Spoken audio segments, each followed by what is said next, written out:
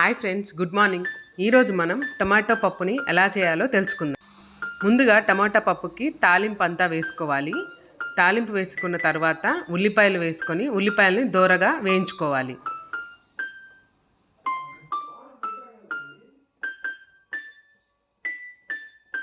ఉల్లిపాయలు దోరగా మగ్గిన తర్వాత టొమాటో ముక్కల్ని తీసుకొని అందులో వేసుకొని వాటికి తగినంత ఉప్పు వేసుకొని ఆ టొమాటో ముక్కల్ని కూడా దోరగా వేయించుకోవాలి. ఇదంతా మీడియం ఫ్లేమ్లో చేసుకుంటే రుచి చాలా బాగుంటుంది. ఈలోపు కందిపప్పుని మనం విడిగా ఉడకబెట్టుకోవాలి.